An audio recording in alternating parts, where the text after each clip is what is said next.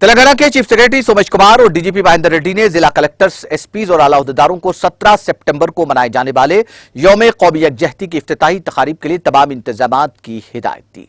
Chief secretary DGP ने collectors, police commissioners, SPs और दीगर अहदेदारों के साथ इन तकारीब के इंतजामात का तफसीली तौर पर जायजा लिया। उन्होंने कहा कि इस माह की 16 तारीख को तमाम हलकों में तकरीबन 15,000 अफराद के साथ रैली निकाली जाए, बादजान जलसे-आम मुनक्किद किया जाए। उन्होंने कहा कि हर जिले को 10,000 कौमी परचम और 50 बड़े झंडे फराहम किए जाएंगे। प्रोग्रामों के इंतजामात और निगरानी के लिए हर हल्के के लिए एक सीनियर अहदेदार को नोडल ऑफिसर के तौर पर मुकर्रर करने की हिदायत दी गई है। 17 सितंबर को तमाम जिले मुस्तकरों पर वज़रा और अवामी नुमाइंदे कौमी परचम लहराएंगे। उन्होंने इन प्रोग्राम्स के मुनासिब इंतजामात करने की हिदायत दी।